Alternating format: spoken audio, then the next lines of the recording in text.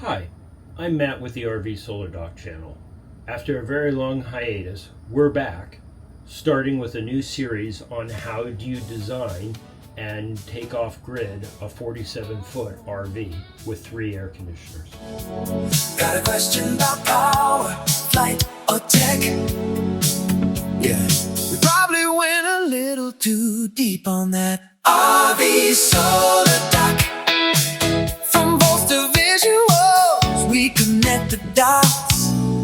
Let's dive in. Our video today is a lightly edited, very in-depth conversation with our solar installer, a gentleman by the name of Chris, who's the chief technologist with EcoEthic Solar in Lexington, North Carolina, and he and his team did this design that you see here. This is a pretty detailed conversation. I haven't edited it very much because it's, I think it'd be interesting for this channel and for people who are interested in this type of stuff. I have tried to portion mark the major topics, but it's a pretty wide-ranging conversation over 2 to 3 days. So if you're interested in design trade-offs, Victron using a quattro type of approach versus battery chargers and completely making a massive UPS out of your system where AC comes in and goes to batteries, and then batteries comes out and is inverted to power. We cover all of those topics and more. So, and if you're interested in something a little higher level, that is more RV focused, I've put an edited version of this video on our RV channel, Wandering Trails, Wagging Tails. The link is down below. If this gets to be too technical and you're not quite interested in the level of geekdom here, I invite you to see that version of the interviews and the conversation on that channel. So, lead on. What are we doing? We are talking about some designs for your system. Cool. So, I know we were originally talking about some, I know we were looking at doing the quattros. Right.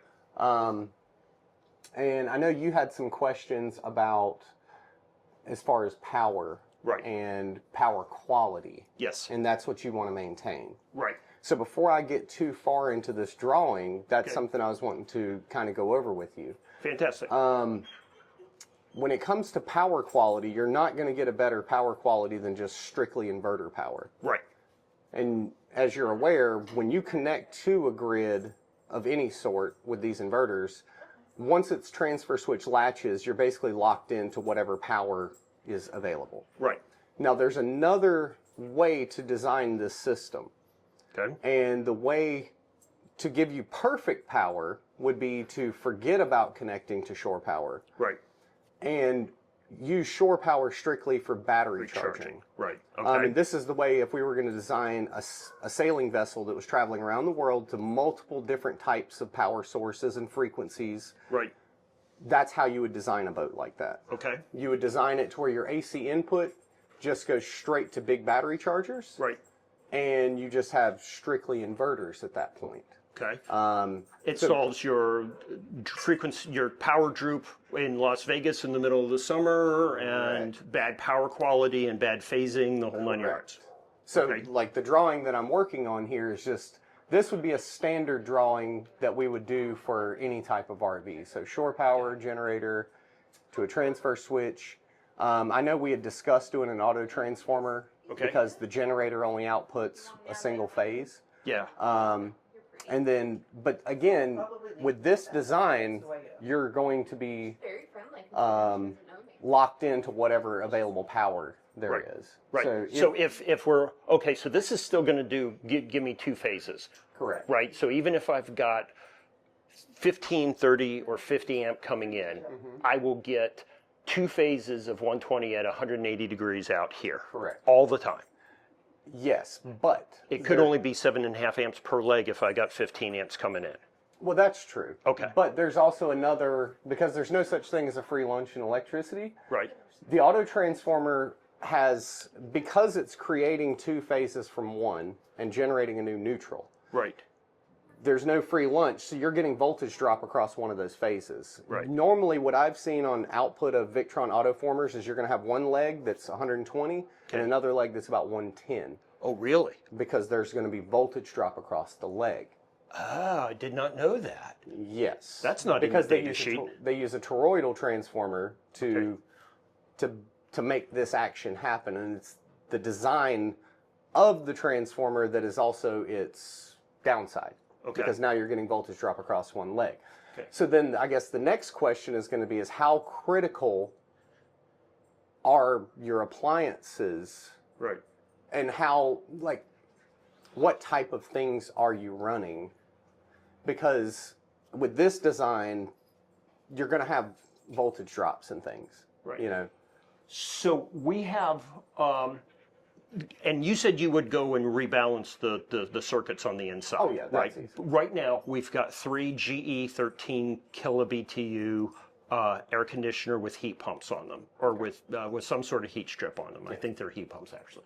Let me rephrase that. I know that they're labeled heat pumps. I don't think they work the way I think that they work, but that's how they're labeled. Anyway, so we are looking, our goal is, we're going to Quartzsite here in February, and our goal is to be able to go to the Badlands or wherever and be able to run our air conditioners across all 3 of them. Right. And you, with either design, you're going to be able to do that, no problem. But that's the one thing that the Victron inverters cannot do is correct incoming power. Right. They can't do that. Right. If it droops, right, it's why you used to have a Hughes Autoformer on the input line to give you that 10% voltage boost, Right. but which now no longer meet code, I guess. They've stopped selling them. That's what I looked into it years ago, and that's where the NEC was basically saying no, because again, there's no free lunch. Right. So if we boost the voltage here, it's going to take more from someone else, and if everybody's trying to boost the voltage, then the whole incoming line is dropping, and it's creating problems. Right. Just how it works. So what do you think? So for me, and the little bit that the dangerous idiot understanding level that I have, one is just charge the batteries. The other is bring the input line in kind of like the more traditional design. What do you think the pros and cons are of each of those? They both get you to the same end goal. Okay. The Quattros have very powerful battery chargers built into them because it's basically just reversing how that transformer works. That's how Victron does it. So is the other one then you're going to do a battery charger with not a Quattro so that they're separate? It would basically just be, we do Phoenix inverters that are just an inverter. And then we do the Victron Skyla chargers, or some of their big battery chargers that are for boats. Got it. Put a bunch of those in parallel, and they accept whatever you throw at them on the AC because they don't care. It's just a battery charger. And it's just going to output as much current as we want. And the whole end goal is to put in more DC current than DC current out. Right. And we win. Okay. That's the goal. So those Skylas would have something that allows you to say, hey, I've only pull 15 amps or only 30 amps or something like that. You can dial down the charge rate. You can dial up the charge rates. Okay. You can do whatever you want with those. But the beauty of like a Victron Skyla or some of their big battery chargers, let's see.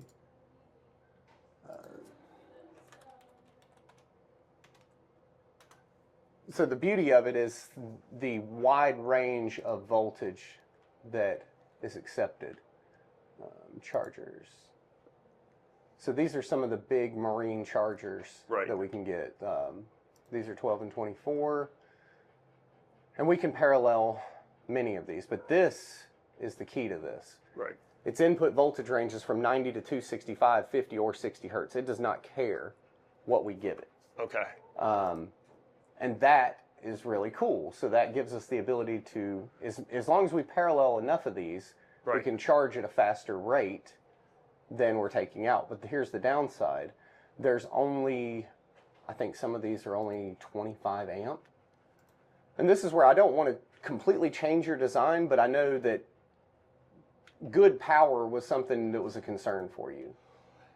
Yeah, I'm learning more having been in the rig, right? So we don't have So at this point, what we're looking at adding is a traditional separate washer and dryer, which will run on, I don't think the dryers run on 240. No. Right. Not the ones for RVs. Right. So that was my concern, was having a real 240 output. I haven't come up with anything that needs a good solid 240. Nothing for your RV will. So that was me being over designing the system. Okay. That's fine. But that's just what got me thinking about this. So I wanted you to be aware that there is another option to achieve that. I had not thought of that. That is really cool. This is how I would design a boat that's a world sailing vessel. Got it. I'm going to do mini chargers. Right.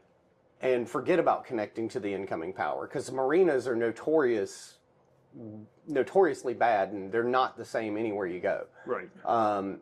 So that being said, a battery charger doesn't care, but we would have to parallel so many of them to get a charge rate that's acceptable for this coach that... Okay. It's going to be extra weight. Right. Now, I've already got a plan for your batteries. Okay. And like we were talking about slinging them underneath, I've already got the design worked out in my head on how I want to do all that. Nice. So we're going to be able to get it underneath there. The only downside is if any repairs have to be done under your belly pan, the battery bank will have to come down. So they will need a forklift to do so. Got it. It will not be, I mean, you could do it with jacks, but it's not going to be easy, because what I'm thinking is making a big modular battery bank in a big welded steel case. Okay. And then we just bolt it to the frame with grade 8 bolts. Got it. 3 on each side, grade 8, right up to the frame. Have you thought about it? So I like that idea. The first thing that pops into my mind is fire suppression. I mean, I can build fire suppression into the case. That's what I was wondering is that do we need, because it's not going to be necessarily easy to get to, right? And worst case, something happens, you hit something in the road, it impacts it, or something like that. I over-design everything, right? Me too.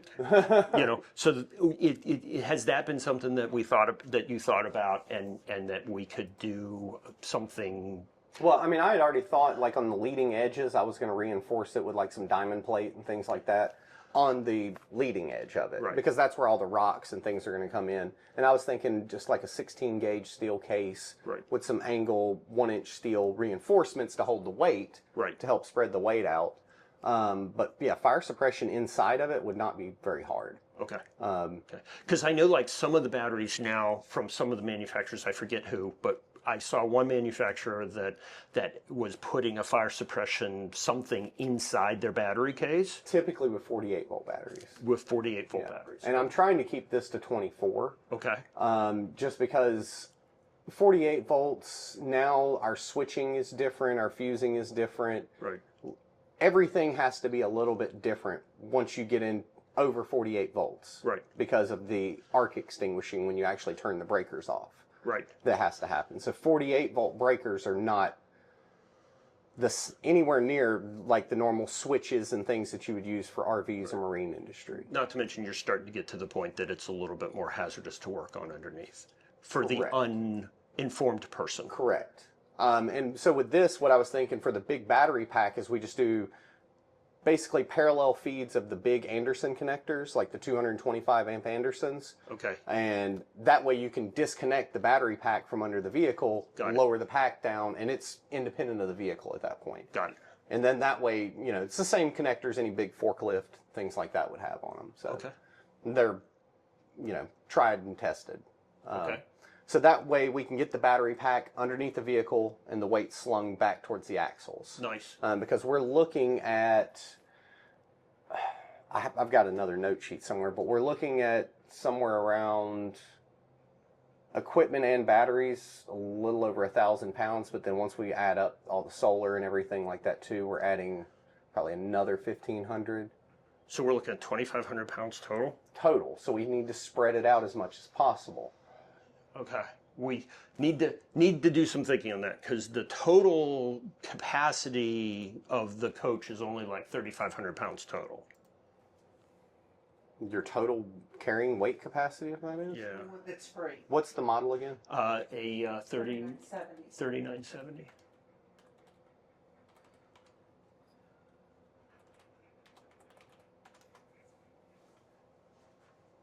This one right here. Is it the toy hauler model? Yeah. 3450 hitch weight. Right. So if you scroll down just a little bit, there we go. So Gross vehicle. 23. We can actually go to 24,000 pounds because we've got the 8K axles, but our unloaded vehicle weight is 18.7. Okay. So you've got a buffer there. But then that includes everything that you've got in it now. Right, including weight for, this does not include any water weight. And it's got 150 gallons for, not that we're driving around with 150 gallons of fresh, Right. but you're often driving with 30 to 40 gallons in the gray and blacks. So you got 5,300 pounds Plus the, buffer. plus the weight of the gas. Right, right. And So what I was going to wonder was 27, so I was doing some math after the effect, or after the fact, after I submitted the quote sheet. And I had thought 27 kilowatt hours is a lot when I have a generator that I can that's true. charge, right? So we hadn't yet talked about the custom. Which I had already battery dropped it down to 22. Okay. Yeah. Good. Because what I was wondering is if you were going to use standard or pre-made batteries from someone else, my thought was going to a bank that's big enough that we can put more in, starting with fewer, so that we could see how much we need, right? Because we've boondocked twice, right? And what we know is that the 2.4 kilowatt hours of batteries that we currently have, we have 200 amp hours of batteries right now. It will run the fridge and the Max Air fan and the Starlink for about 6 hours. Right. Because and when we turn the Starlink off, that goes to 10. Okay. But there's still a refrigerator. There's still some of those stupid lights. It's the water pump, right? It's all the other stuff, Yeah. right?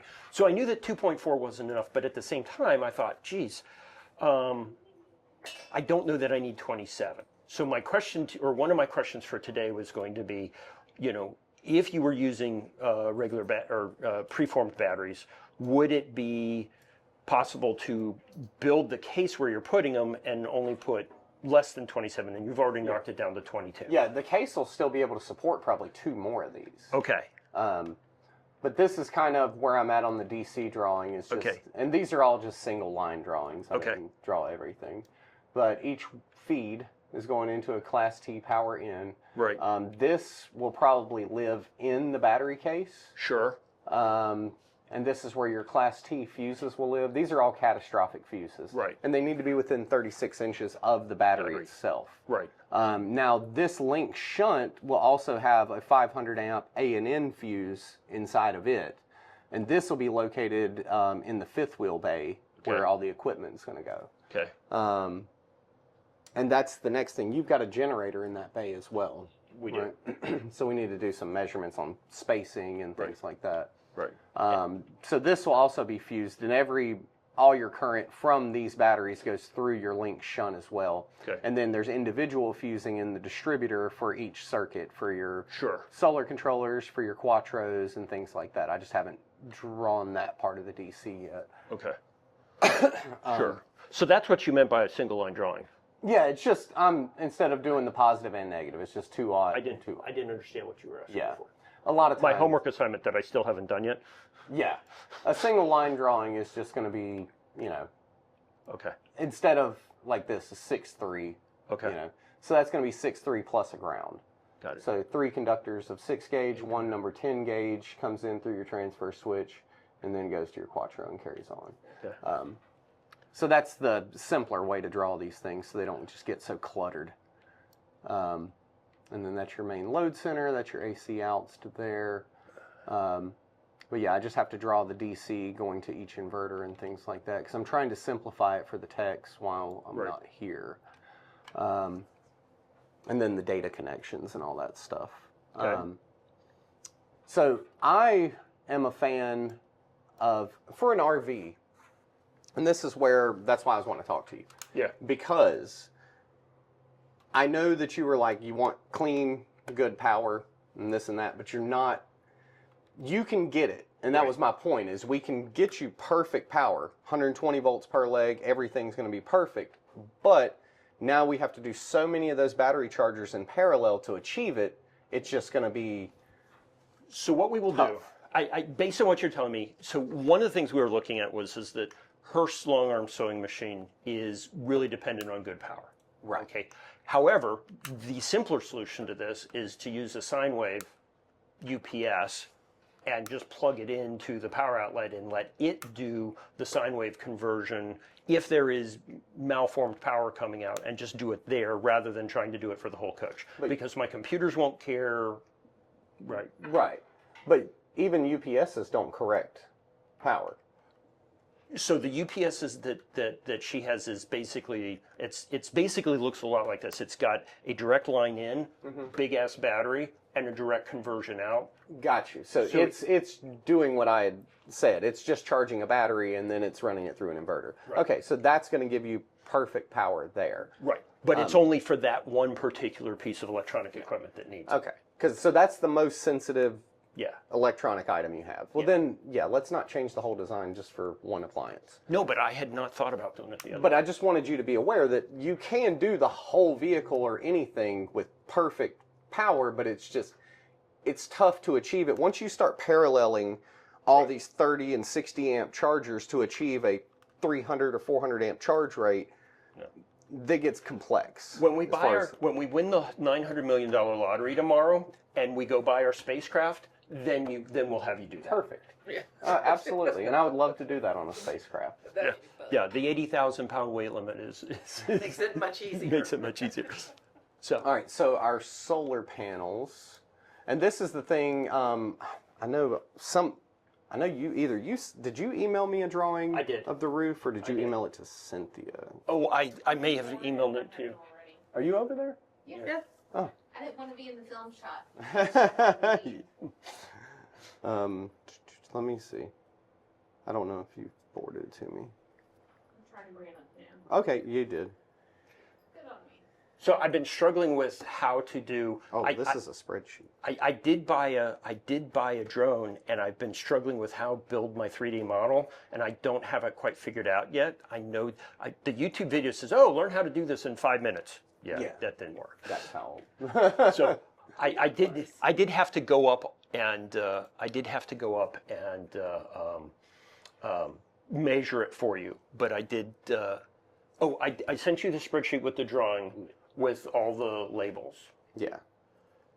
Yeah, because I see you. And we can coded go it. out and jump on the roof, and you can go take a look at it. Yeah, In case the picture doesn't come through, I just sent it to you via text. It's fine, Chris. Yeah, I got it here. 1, 2, 3, 4, And we can take the 7, Travelfy and WindGuard out. 10, 11, 12, 13, 14. 14 to 16 panels Yeah. is what I'm seeing from Yeah. this, that you'd reasonably be able to get on it. And I think we spec'd 18. Yeah. And normally the way that works is we just overdo it. Whatever we can get up there is what we can get. Yeah. We have the drawings from Brinkley of where the roof supports are. Oh, good. So that's one thing they're very helpful for. So that makes our life a lot easier. And Brinkley also added a chase in for extra solar from the roof down. So that just makes it that much more easy to do. Mm-hmm. Okay. The one that's behind the toilet. Yeah. Yeah, there's actually, don't know if you know this or not, but behind the toilet in the main bathroom, there's a wall that comes off that gives you, okay. He knows it already. Yeah, and then you can also access from in one of the pass-through bays as well and access those chases. Yeah. 16, it's 200. So you're looking at 3,200 watts of panels on the roof. Right. Did we spec solar on the side of this? No. Okay. You're probably going to want that.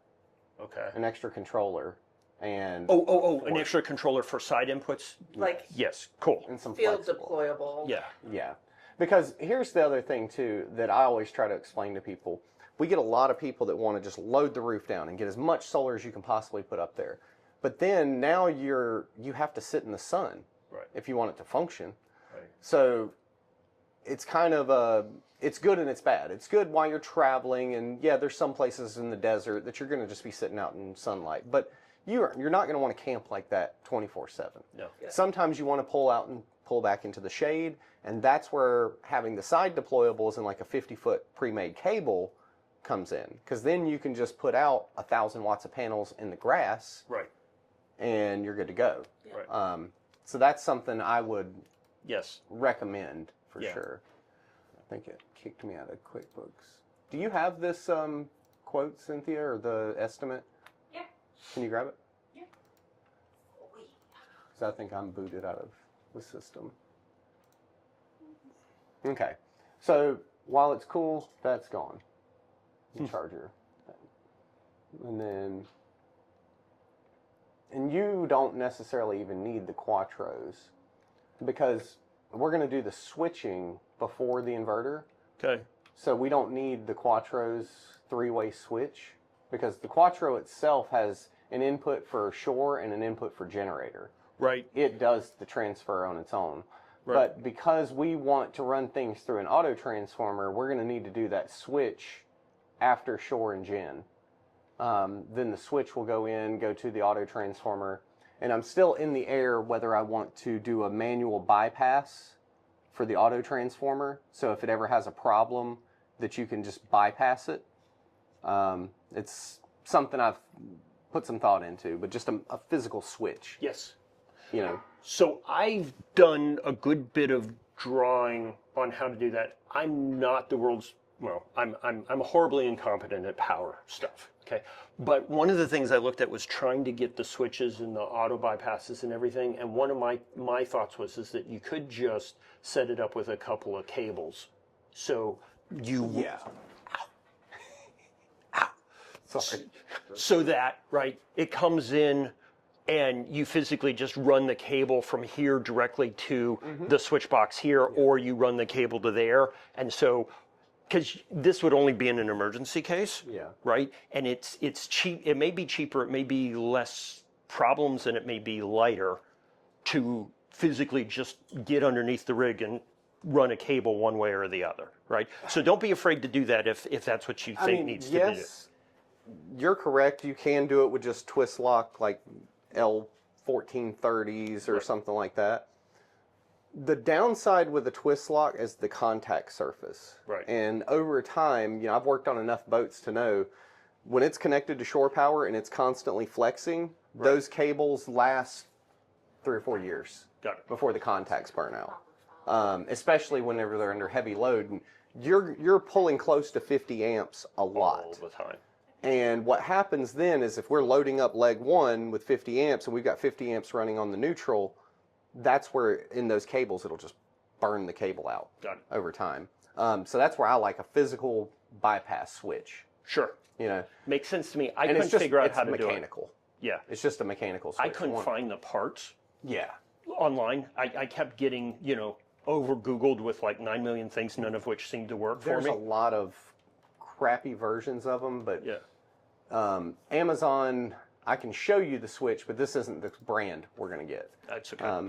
But it's a 50 amp manual trans switch. And it's going to have 3 poles and not that. I brought not your phone in, Angela. Oh, thank you. None of these are it. Yeah. See, this is what I was running It's in. one of these types of switches. Yeah. But not. It's a rotary changeover. Yeah. switch. I looked at those. There you go. I kept finding, There's a 63 amp. right. So this is how you do a manual transfer. With the poles that you tie together. Yeah. So, Okay. and then we're just switching. Right. I couldn't find a break before make variant. So I over-engineered. Yeah.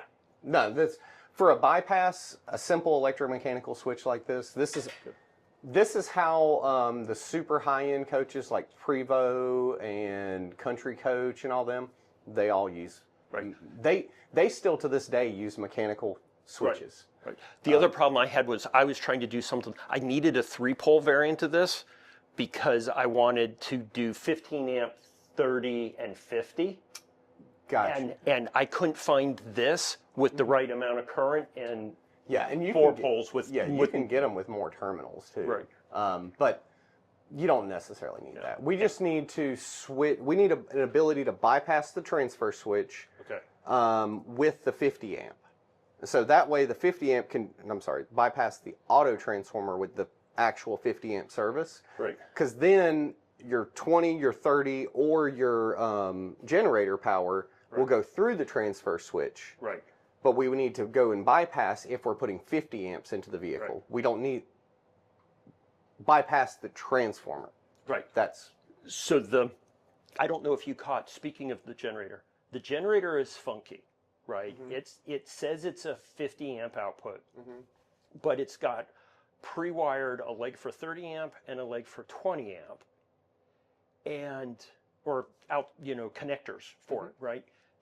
And I can't figure out how they would do the windings to give you different current on them, but there's an internal breaker there somewhere. So what I'm worried about is that means that if you put them together, because they're phase coherent, right, and then split them, the most that you can pull is 40 amps off of it, because the second leg that you're pulling from, as soon as you try and go to like 44 or 45 amps on it, it puts 22.5 across both output leg, and you'll trip that 20 amp breaker. what's the brand of the generator? It's an iPower 5500. Flex power. Close enough. I got It's like it had iPower power in it. Right. Flex power 55. Tell you what, I'm going to run out real quickly.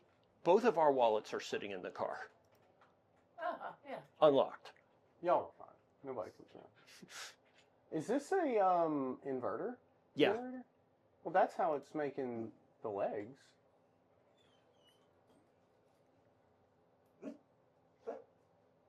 Oh, I think my computer just died. Or the TV died. No. It's still. I don't know what it's doing. So it's an inverter generator. Yeah. And I don't have an oscilloscope to look at the output power. Tech support told me that it is phase coherent between the two legs, but until I measure it, I didn't want to trust it. Well, I mean, you can just measure the output of each leg, and if there's 0 there on a meter, Right. it's 0. There's no potential. So if it's an inverter generator, Yeah, see, its actual max output is 45.8 across the two, but they've got a 30 amp and a 20 amp circuit on it. Right. and that's fine. Right. Because you've still got the beauty of this system is you got the power assist features. Right. So even whatever the generator can't create, the inverter and the batteries will. Right. And you're good. I just wanted you to know that the two output legs coming off the generator are not rated for the same output. Right. So. And I always expect that. Okay. So the idea with any generator is you never want to go over 80% of its rating. Right. So whatever 80% of 5500 is, that's it. That's really where you want to be. Because a generator can do 5500 continuous, doesn't mean you should. Right. If your car can do 160, doesn't mean you should all the time. Well, that's why I buy a BMW. Well, I agree. I'm a BMW person as well. And then you can do 160 whenever you want, or faster. That's right. So yeah, that's typically how I would do generators anyway. So I would say all we're going to take in this situation from the generator is probably 30 amps. Okay. Nothing, I would say... Because it's just going to charge the batteries. Yeah, that's all you're going to be doing with it. Because the idea is we want to start the generator, charge the batteries really fast, and stop the generator. Okay. We want to use less fuel. Right. And it's, from this point on, once this system is in, there's going to be no need for you to actually start and stop your generator anymore. The system's going to do all of that. Unless you're just like, hey, we're going into bad weather, I want to top my batteries up because we're going to get a week of bad weather. Right. But other than that, you're not going to be manually starting your generator anymore. Cool. But yeah, 30 amps from the generator would be more than enough. Cool. So we'll never be running at the full load anyway. Okay. Great. And then I'll measure the output of the phases, and if there's 0, we're putting them both into the transformer. Okay. And then we'll be good. Cool. Not worried about that. But yeah, I do want to have, I'm going to draw in this bypass switch, because this is where I wanted, I need to draw this in so they can easily execute this without thinking. Right. So that's really how this is going to go. Is shore power 50 amps going to come in, bypass will go here, Right. and then we can just bypass. No, it needs to go through this switch because this switch doesn't care if it's one leg or two. Okay. Here is where the manual bypass will go. Okay. When you're on 50 amps, you bypass the Autoformer, Okay. and it just goes straight to the inverters. Okay. And when you're on anything other than a true 50 amp service, just leave it in its normal position. So you'll have two positions that you're going to work with, normal or bypass. Got it. Normal position will run everything through the Autoformer, which will then give you two legs on this output to go into each one of these and give you the power that you're looking for. Okay. So the bypass will go here. Got it. That's where I'll draw it in. Got it. Okay. So I'm going to go ahead and put a square over here.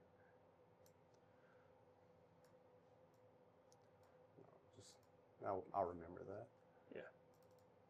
But yeah, that's all I really needed to talk to you about, is just that Okay. if we wanted to do this with perfect power, you would have to do it that way. But if you just want, Good enough. look, you're good. Yeah. I wouldn't stress too much about it. Okay. I'm going to set your inverters anyway to where it's like they're going to drop out at 100 or less. Okay. So if it's 100 volts or less, they're going to say, nope, we don't want that, and then it'll immediately be perfect power once they drop out and ignore the incoming power. Great. Great. Yeah. And then the same thing with the frequency. If the frequency gets off by even, 1, if we're down to 59 hertz, we're rejecting it. Got it. So let me ask you a dumb question. Just, I think I know the answer, but I'd like to check.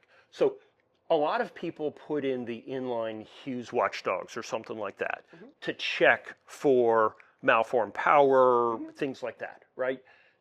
That is going to, if let's say I got something where they miswired, right, and they put 208 on here, rather than 120 or 240, they put 208 on here.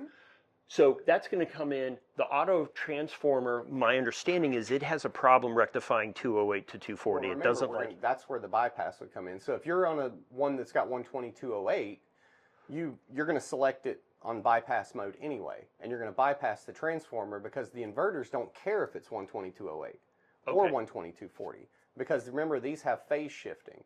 So this inverter will actually shift its phase to 120 degrees out of phase to match what's coming in derived from three-phase over here. Okay, so did not know that. So It's fancy. Cool. The next sub-part question, right, part C or D or whatever I'm up to now, right? So if I don't know that it's 208, right, it's a crappy campground, right? The watchdog would tell me. Correct. So do we need to put a watchdog here that can tell that, or do I just use? You had one. I have one of the external ones that punch in from the outside, right? It goes in line. So I should still plan on using that watchdog to tell me. That way it will kick it out. Yeah. Plus it's got a contactor in it as well, so. Right. And then if that's the case, if it says, oh, it's 208, then I know to hit the bypass and I remove. See, the problem is that's also my surge protector. Right. Right. So is there any problem with if I get into a 208 case, a not known 208 case, right?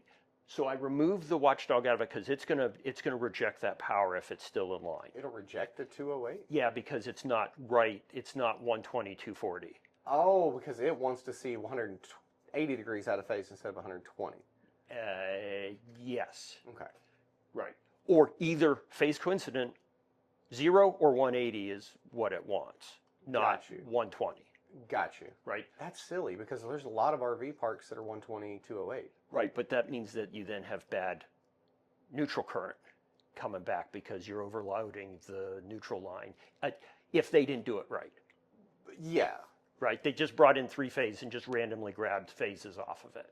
Right. Which is what they do. Which is what they do. I ran into a campground, a KOA in Alaska that had 50 amp circuits with no breaker disconnect.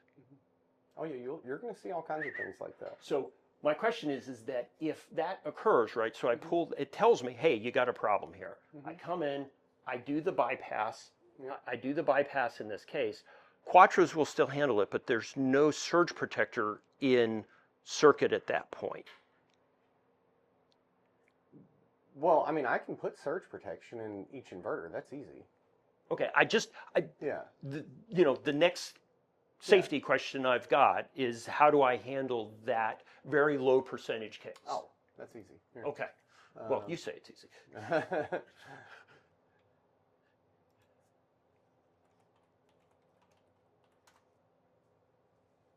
There you go. You just put these in line with your transfer switch on each one of the contactors. There you go. There's your surge protection. And Cool. these are much better than anything that anybody else makes. These are industry standard across the board. You've probably seen them in panel rooms in Grumman. Right. Like everybody uses them. Right.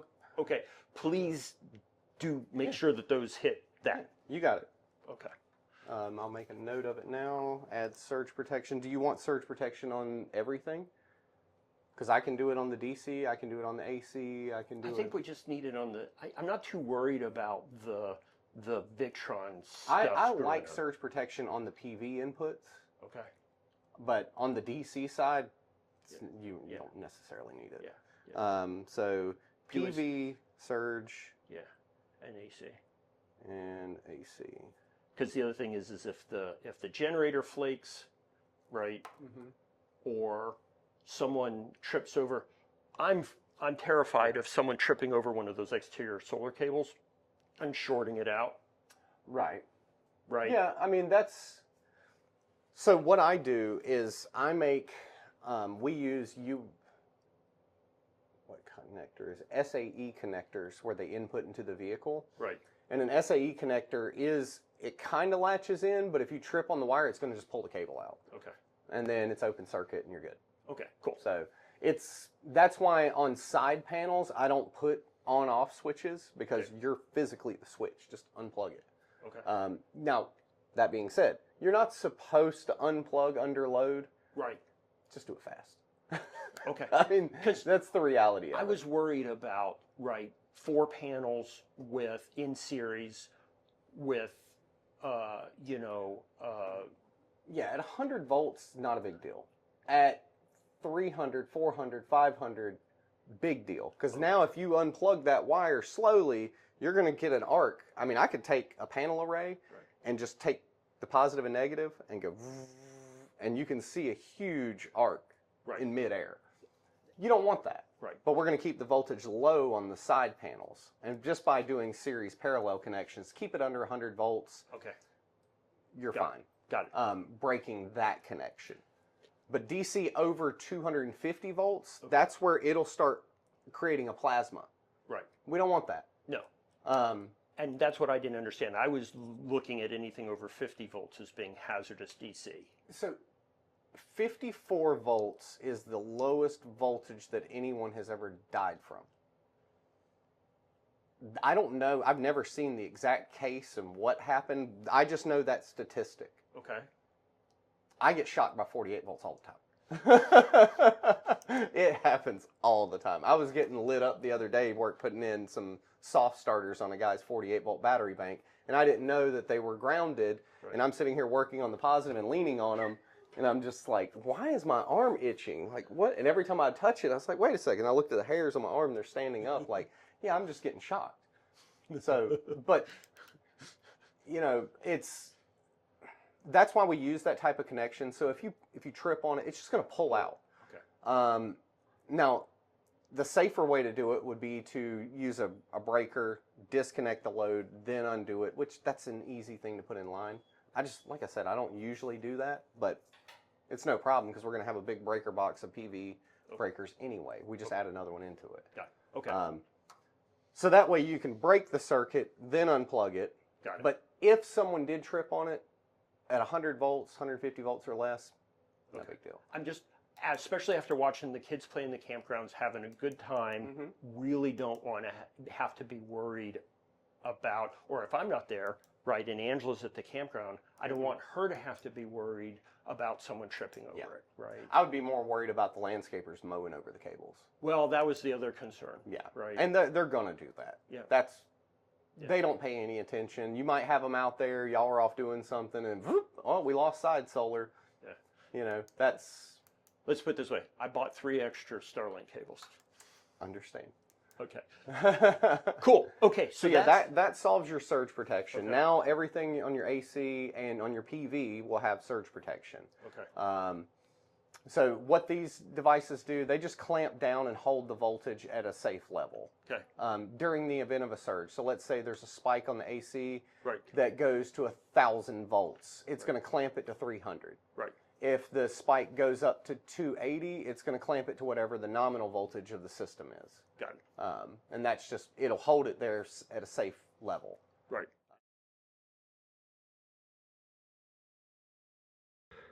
Okay, so day 2 of the build, and a whole bunch has been already done. What have you got, Chris? Okay, so we have basic equipment lists of most of the items that are going to add weight. Right. Next to each one of these items, we'll typically just write out the weights because we're going to keep up with our calculations for over here. Okay. Because this is your gross vehicle weight rating, this is your unloaded vehicle weights, that's your total hitch weight. So we just need to make sure that we don't go over this number. Right. And all that, which we've already done these weight calculations already, and I think we're only adding like 1,000 pounds. Cool. If that. Great. But we're still going to keep up with everything as we go to make sure we're not over that number. Appreciate that. What is that in the upper left-hand corner there? These were sent to us by Brinkley for your particular rig on where all your blocking is in your roof. So this is part of the build out sheet for your particular rig, and this is another one showing blocking. Cool. That the backers and things like that Brinkley sent us. Nice. And I'm taking it that you just called Brinkley and they were really good about it. Well, it took an hour or two, but they were able to get it to us and That's no problem. Which, considering most RV manufacturers, that takes weeks sometimes. Right. So great. they did a good job there. Great. This is our wire pull list at this point. Right now, HDMI from our equipment bay to the touchscreen. 2 6.3 Romexes, that's going to be power into the inverters, power out. 2 10-gauge THHNs that's going to come down from the roof because you're going to have 2 independent strings of solar coming down from the roof. Okay. I was going to add a Cat 5 to the roof, but then Brinkley already did because this thing's prepped for Starlink as it is, so yes. I don't need to.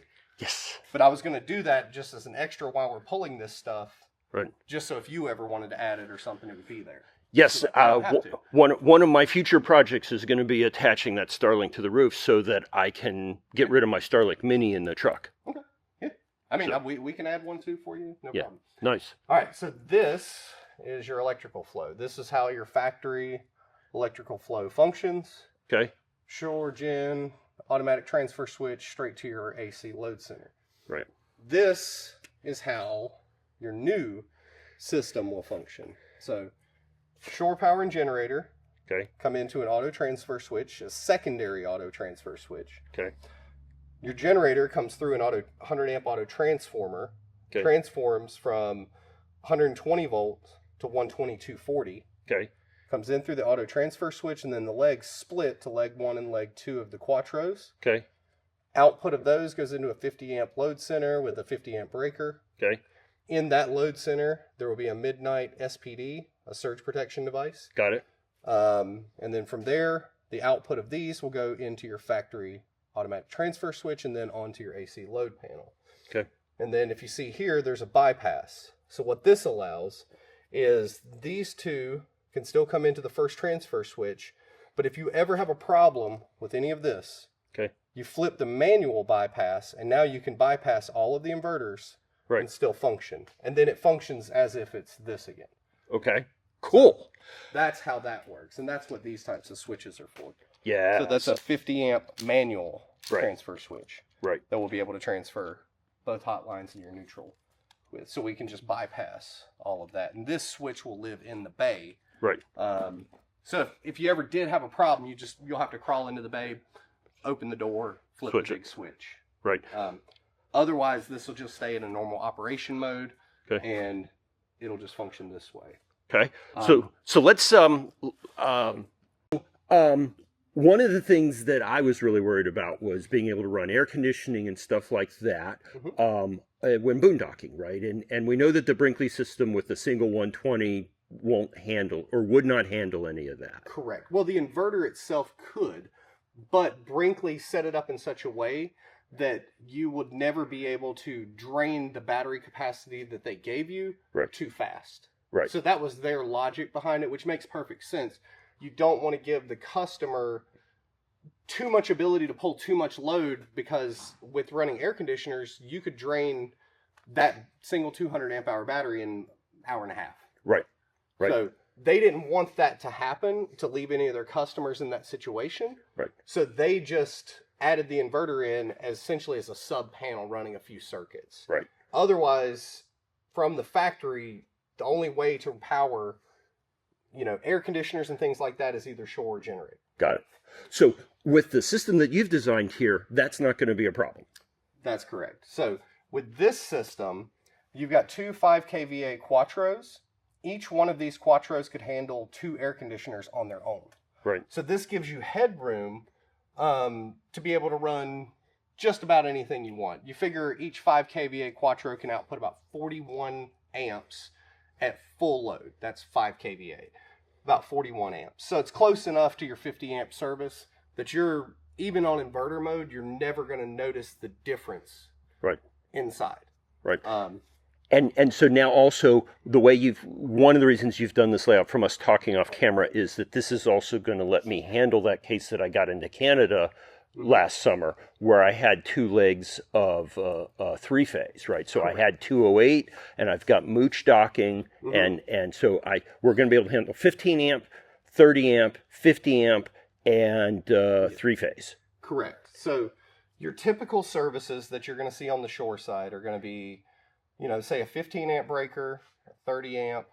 Both of those are just 120 volt breakers, and then a 50 amp breaker. A 50 amp breaker is usually 120/240, and the phases are split. In America, we call it a split phase. Because of that, you have a neutral wire, and each one is 180 degrees out of each other.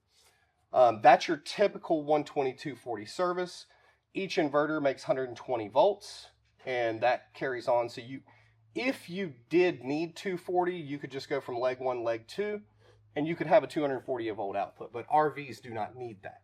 Right. You've also got, the neutral to give you the 120 volts here, 120 volts here. Now, if you go to a park that is, let's say, a large RV park, and their power is derived from 3-phase, each phase angle is going to be 120 degrees out from each other. When that happens, in a lot of cases, you're going to have 220 volt legs, but if you measure it across hot 1 and hot 2, you're going to get 208. Right. And that's because of some fancy electrical engineering math that you can talk about a little bit more if you want. Yes. But because of that, when they're 120 degrees out of phase, that's why you get 208, because you're not adding 120 plus 120, because the phase angles are separated. Right. So when that happens in a lot of cases, in this situation up here, you should never notice a difference in your vehicle, because you still have 220 volt legs, and the vehicle doesn't know any different. Right. But Victron inverters, if we don't program them correctly, what will happen is it'll reject the 120/208. Right. Unless you set up your inverters to have a shifting phase 2. Okay. And in this situation, 120 volts comes in, and across both hots, the inverters will measure that it's 208. When the inverters see that, this inverter shifts to a 120 degree phase angle instead of 180.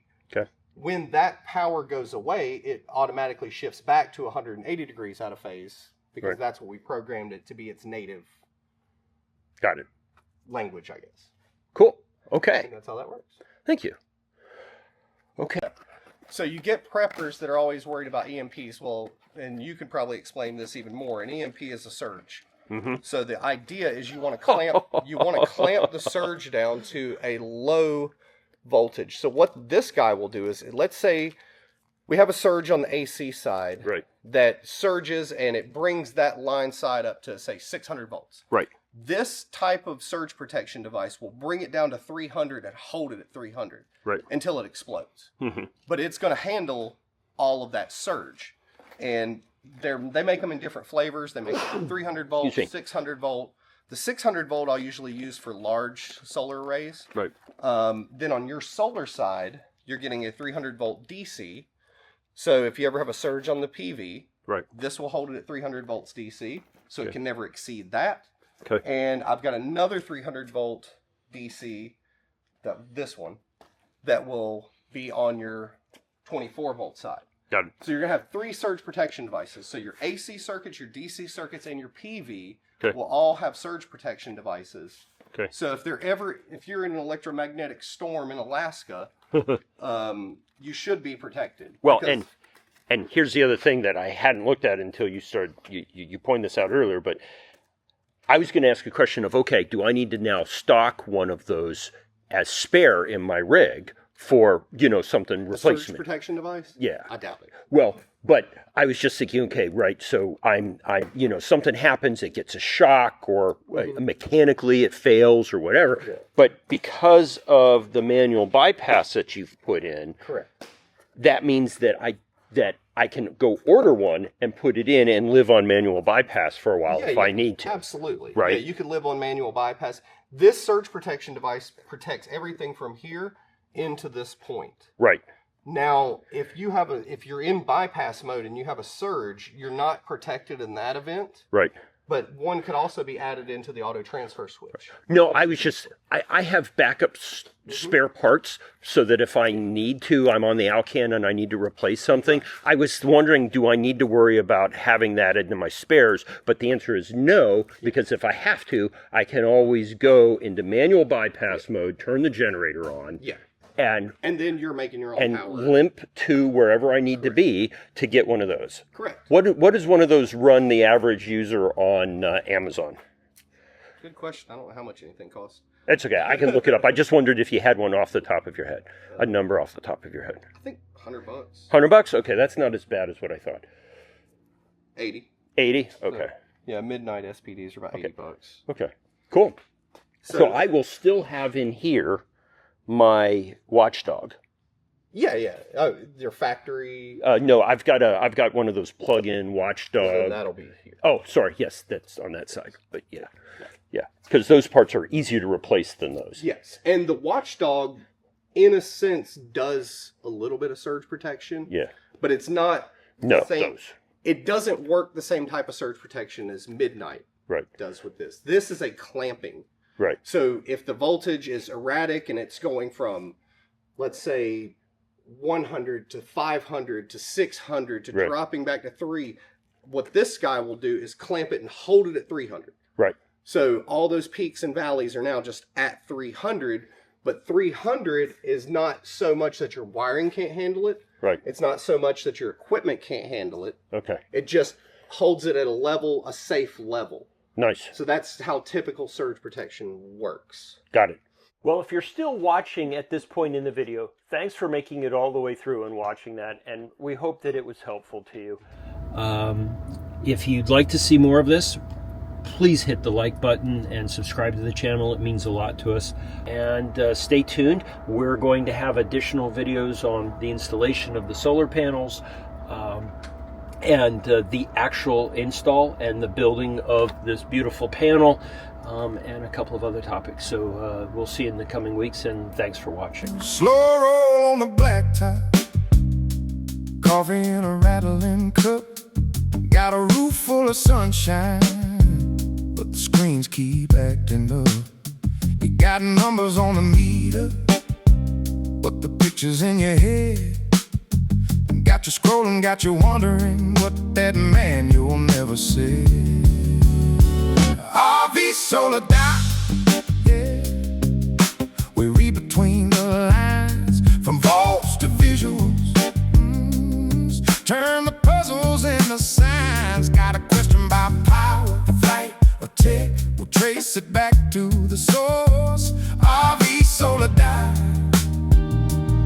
Let the knowledge run its course. Oh yeah.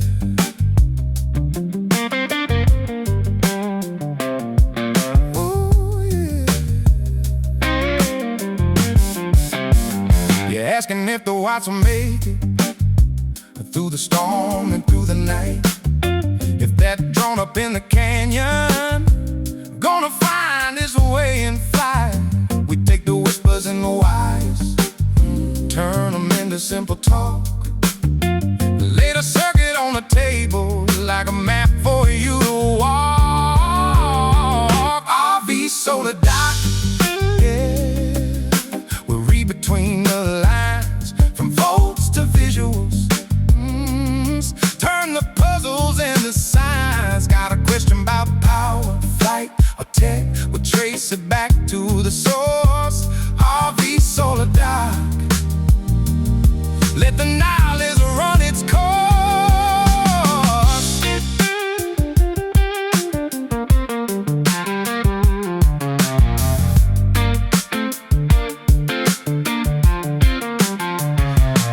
Maybe we went a little too deep, chasing rabbits in the cold, but that's how you find the fault line under every overload. Hey. So pull up a chair to the campfire glow. Let the questions all unwind. We'll dive in, dig down, till the answers rise and shine. RV Solar Dock, yeah. We read between the lines, from volts to visuals. Turn the puzzles into signs. Got a question about power, flight, or tech? We're already on the spot. RV Solar Dock. Let's dive in, connect the dots. Let's dive in, Solar Dock. Let's dive in, connect the dots.